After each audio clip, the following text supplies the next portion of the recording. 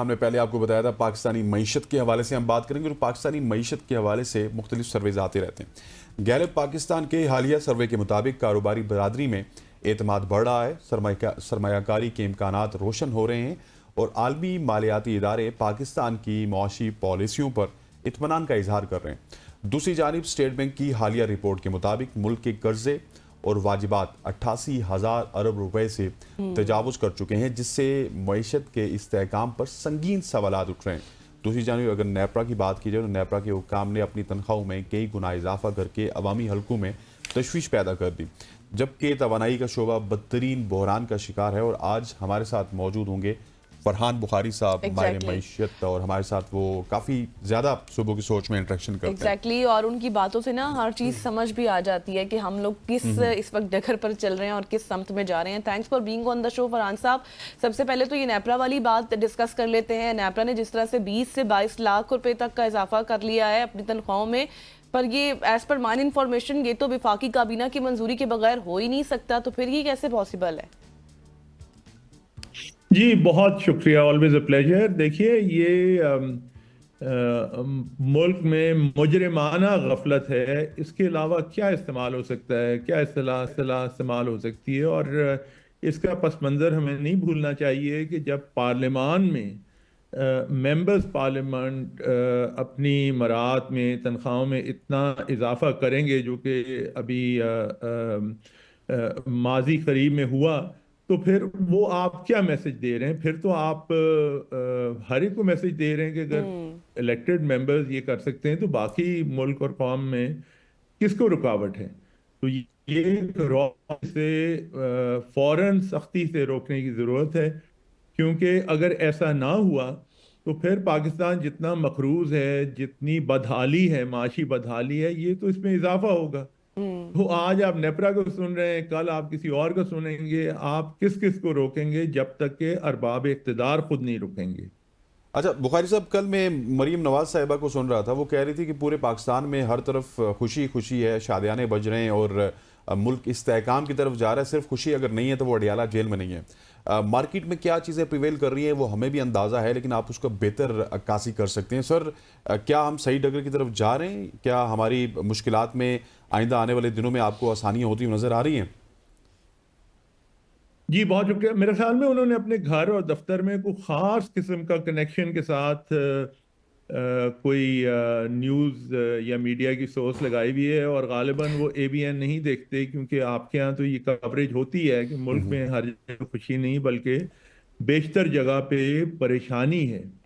اور اگر وہ یہ سمجھتی ہیں خاتون کے ان کے کہنے سے سچ جو ہے وہ کوئی بدل جائے گا یا جھوٹ سچ میں تبدیل ہو جائے گا، تو ایسا نہیں ہے اور نہ ایسا ہوگا۔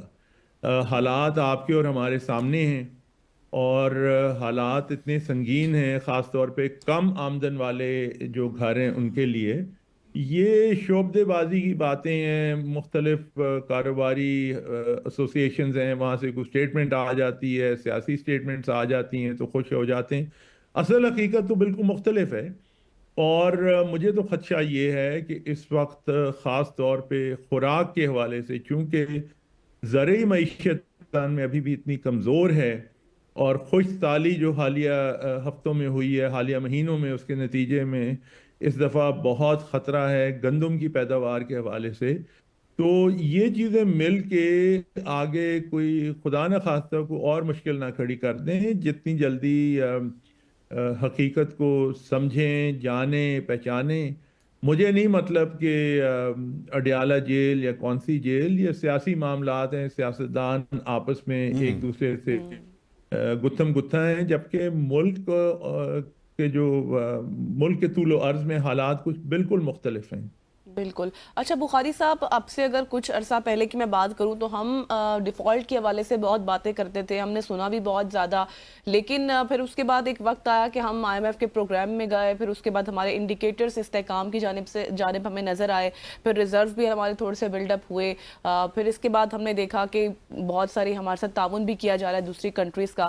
لیکن now we are talking about کہ اب بات یہ ہوتی ہے کہ ہم اسٹیبلٹی کی طرف تو جا رہے ہیں جیسے ہم باتیں سن رہے ہیں، لیکن ایک سوال یہ پیدا ہوتا ہے کہ گروتھ کے حوالے سے تو آپ کو کیا لگتا ہے ہم کس طرح اور کس وقت اور کون سی ایسی چیزیں استعمال کر کے ہم گروتھ کی طرف جا سکتے ہیں؟ دیکھیے، اس کا سب سے پہلے جو ضرورت ہے وہ ملک میں ہر سطح پہ پھیلی ہوئی بے یقینی کی کیفیت کو کم کرنا اور ختم کرنا ہے۔ اب یہ سیاسی معاملہ ہے اور اس میں میں کسی ایک سیاسی پارٹی یا طبقے کی میں حمایت کے قابل نہیں سمجھتا، لیکن بہرحال یہ ایک معاملہ ہے، آپ لڑ جھگڑ کے کب تک گزارا کریں گے؟ تو ایک تو یہ ہے۔ دوسرا یہ ہے کہ جو ملک میں پالیسی فیلئرز ہوئے ہیں، خاص طور پہ اس موجودہ حکومت کے دور میں سب سے بڑا پالیسی فیلئر یا ایک بڑا پالیسی فیلئر زراعت کے حوالے سے ہوا ہے پچھلے سال، جبکہ گندم کی قیمت کریش ہو گئی اور گورنمنٹ پالیسی کی وجہ سے ہوئی، تو اس کے اثرات ابھی تک ملک کے طول و عرض میں ملک کی معیشت میں پھیلے ہوئے ہیں۔ اچھا، اب اس سے آپ کیسے نکلیں گے؟ اس سے نکلنا کوئی آسان بات نہیں ہے۔ اس کے لیے آپ کو اپنی سمت کا تعین کرنا ہے اور سمت بالکل بدلنی ہے۔ اگر نہیں بدلیں گے تو پھر اسی طرح چلتا رہے گا معاملہ۔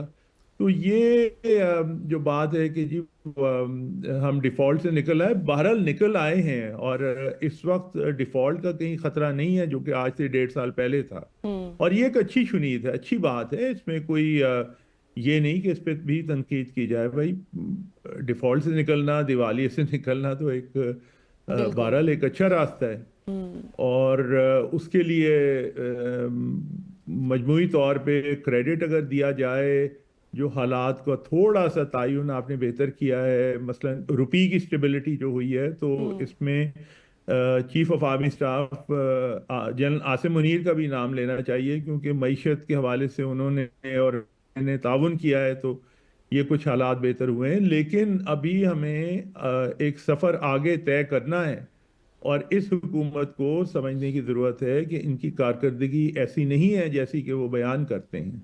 بالکل۔ اچھا سر، جو ہم نے سٹارٹ میں بات کی تھی، گیلپ پاکستان کے سروے کے مطابق جو کاروباری برادری ہے اس کا معیشت کے اوپر اعتماد بڑھ رہا ہے، لیکن اگر ایکچوئل میں دیکھا جائے تو سر کاروباری برادری تو ابھی تک پیسہ نہیں نکال رہی، تمام تر چیزیں سٹک ہیں۔ سو یہ سروے میں کس حد تک صداقت ہے؟ دیکھیں نا، سرویز بذات خود اور پاکستان جیسے ملک میں کوئی آپ کو بھرپور 100% تو تصویر پیش کرتے نہیں ہیں۔ سرویز کا معاملہ بھی یہ ہے کہ ٹھیک ہے، انہوں نے ایک پول کیا کاروباری طبقے سے متعلق جو افراد ہیں ان سے ایک سیمپل کیا، اور انہیں کال کر کے ان کی رائے لی، اور پھر انہوں نے سروے آپ کے سامنے پیش کر دیا۔ کاروباری جی یہ ضرور ہے کہ ڈیفالٹ نہیں، پریشر تھا خاص طور پہ آپ کی درآمدات میں، وہ کچھ کم ہوا ہے، لیکن ابھی آپ کو بہت لمبا، جس طرح میں نے عرض کی، سفر طے کرنا ہے، اور اس سفر کو کس طرح آپ سمجھیں۔ ایک تو جیسے میں نے آپ سے عرض کی، بڑی ضرورت اس بات کی ہے کہ مریم نواز شریف صاحبہ جیسے لوگ جو ہیں وہ اے بی این یا دوسرے ٹی وی چینلز دیکھیں، تاکہ انہیں پتہ چلے کہ بھائی حقیقت کیا ہے جو کہ بیان ہو رہی ہے، کیونکہ وہ لگتا ہے کہ وہ کسی اور ایل سی ڈی اسکرین سے، ٹی وی اسکرین سے جڑے ہیں، اور وہاں پہ انہیں حقائق کا پتہ نہیں چل رہا۔ اچھا بخاری صاحب، مجھے یہ بتائیے گا، ابھی ہم دیکھ رہے ہیں کہ ورلڈ بینک کے 9 ایگزیکٹو ڈائریکٹرز، یعنی کہ ایک اعلیٰ سطحی ڈیلیگیشن جو ہے وہ پاکستان پہنچا ہے۔ کل بھی اس ریلیٹڈ ہم نے دیکھا کہ کانفرنس ہو رہی تھی، بات چیت کی جا رہی تھی، لیکن اب جو پلان اس میں بنایا جا رہا ہے کہ 10 سال کے لیے $20 ارب کی پارٹنرشپ کے حوالے سے کوئی منصوبہ اور حکمت عملی بنائی جائے گی۔ آپ کیا سمجھتے ہیں کس حد تک پاکستان کو فائدہ دے گا؟ دیکھیے، اس سے ایک بات تو طے ہے کہ عالمی ادارے ورلڈ بینک سمیت اس نتیجے پہ پہنچے ہیں کہ پاکستان میں پالیسی کا معاملہ جو ہے وہ بالکل تتر بتر ہوا ہے۔ پالیسی فیلئرز ہوتے ہیں تو وہ آپ کو ایک لمبے عرصے کے لیے ایک سمت میں ڈالنے کی کوشش کر رہے ہیں، تاکہ یہ کہ آپ بار بار جس طرح بھٹکتے رہے ہیں، بالکل ایسے اس طرح سے بھٹکا نہ جائے۔ فرحان بخاری صاحب، تھینک یو سو مچ ہو جانے کا، ہمیں بریک کا کہا جا رہا ہے، اور ہمیشہ سے آپ سے جب بھی بات کرتے تو کچھ کلیئرٹی اکانومی کو لے کے یہاں پہ وقت ہوا چاہتا ہے۔ ایک شارٹ سی کمرشل بریک کا، بریک کے بعد ملکی سیاست کے اوپر بات کریں گے۔ Stay with us.